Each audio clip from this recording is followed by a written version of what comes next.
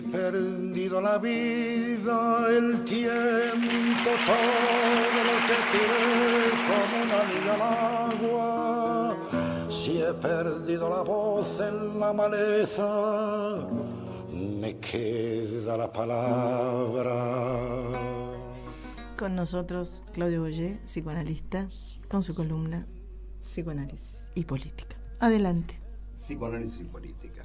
Bueno, yo voy a tomar dos situaciones, dos escenas. Una se habló ya acá y vamos a tratar de pensarla desde el psicoanálisis, ¿no?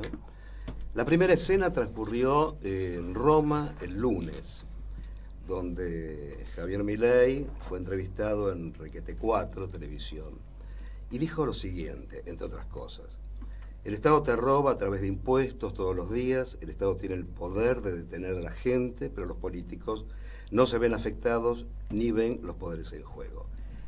Y después agregó: por eso me di cuenta de que la única forma que había para entrar al sistema era dinamitarlo. Y hago y subrayo esta palabra, dinamitarlo.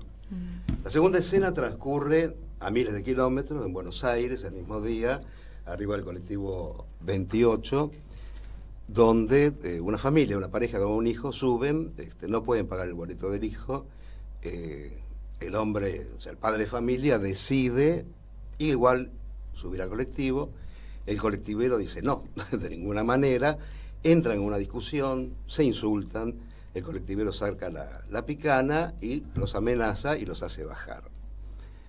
Bueno, el tema es, ¿qué es esta situación? ¿Cómo la pensamos, esta situación? O sea, la situación de esta familia.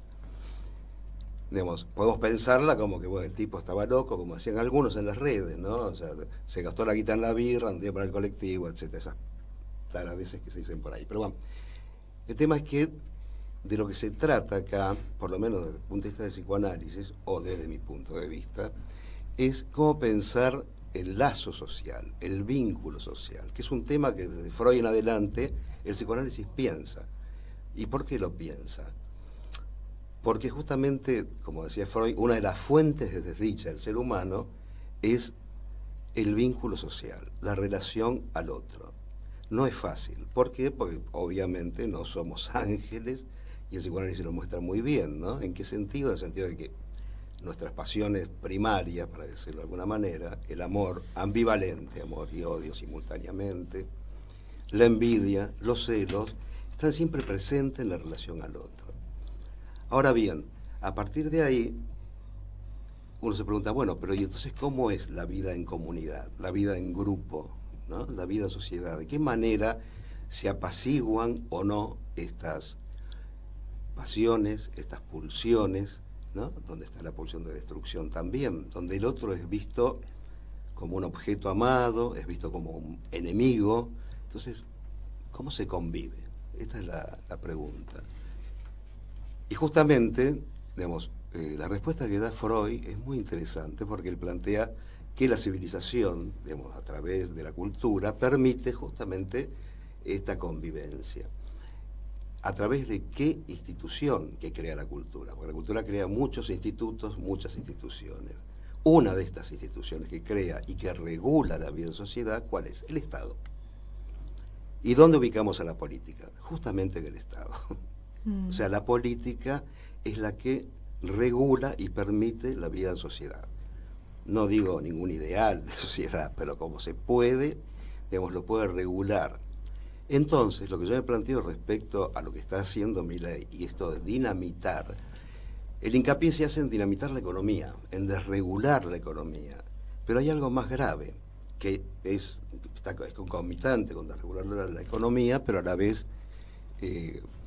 tiene una consecuencia para mí mucho mayor, que es la desregulación de todo lo que tiene que ver con la vida en comunidad.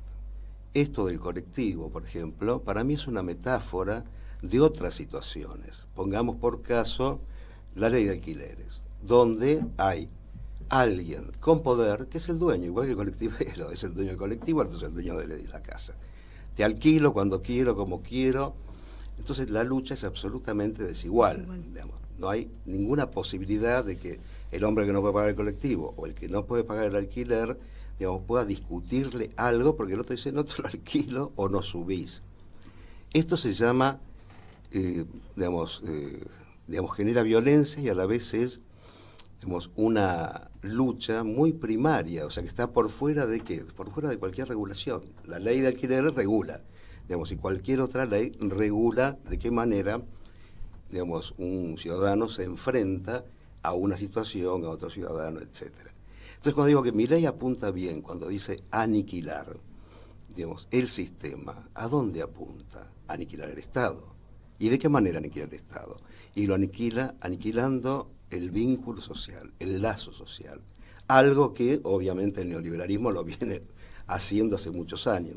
Pero mi ley, y si lo tomamos como un experimento, como lo es quizás para Vox y como lo es para la nieta de Mussolini, el experimento consiste justamente en esto, digamos, en romper el vínculo social. Ahora, ¿esto a qué lleva?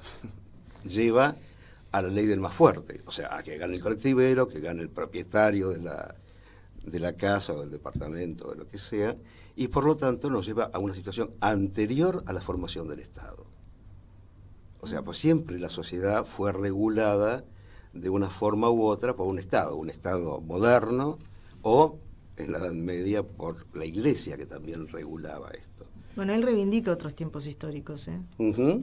Muy... Sí, ahí donde no había el Producto del Bruto Interno, y no había déficit cero en la época en el año 0, año 1, año 2, esos delirios que tiene, porque realmente es un delirante. Esto lo digo, digamos, totalmente, digamos, de acuerdo. O sea, el delirio libertario que tiene. O sea, es un delirio que tiene que ver con abolir absolutamente todas las normas. Es increíble, digamos, que estemos preguntándonos por qué se pelea con los gobernadores, por qué se pelea con este o con el otro, etcétera, etcétera, con Lali Espósito, porque evidentemente es la única forma de terminar con esto que él quiere hacer, que es dinamitar el Estado, así de claro, y terminar con el vínculo social. ¿Llevando a qué? Llevando a una situación de violencia muy grave. A ver, digamos, ¿qué es lo que reemplaza a la violencia? El derecho. El derecho es aquel que de alguna manera puede coartar, digamos, la iniciativa violenta de algún individuo o de algún grupo contra otro. Ahora, si todo esto queda diluido, porque todo está permitido... Y que gane el más fuerte, como vos decías. Claro, es la lucha del más fuerte. ¿Dónde se expresa esto también? Y en la socia de Milei, que es Bullrich. O sea, el que las hace la paga. ¿Qué es esto? Esto no es una frase del derecho. ¿Saben de dónde viene? El que las hace las paga. Viene del hermano de Isabel, Enrique IV o V, no me acuerdo, uno así, que es muy lejos, se viene ahí, digamos, donde él se pone de parte de un arzobispo que le dice, bueno, mira, cuídame de la curia, qué sé yo, y el tipo dice, bueno, te la cuido. Cuando vuelve el arzobispo, obviamente se queda con la curia esa. ¿Y qué pasa? Digamos, bueno, pasa la guerra, terribles batallas. El que las hace, las paga. Entonces, esto no pertenece al derecho, esto pertenece hoy al lenguaje cotidiano que puede decir un matón de barrio, pero no, digamos, la ministra de Seguridad, no el presidente de la Nación. Entonces, realmente, esto me parece una situación grave, y por eso digo yo, plantearle a él cuestiones que tienen que ver con lo jurídico, con la democracia, con cómo funciona el sistema, si él lo que quiere es destruir todo esto, digamos, o sea, no se va a llegar a ningún lado con eso.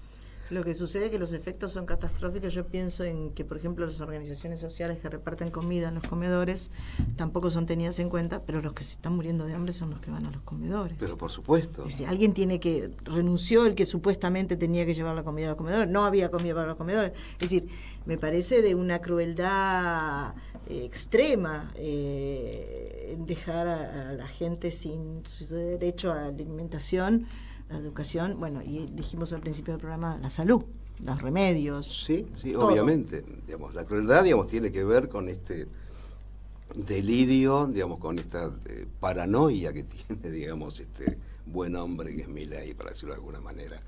Digamos, esa crueldad es consecuencia de esto. O sea, no pienso que sea una crueldad planificada.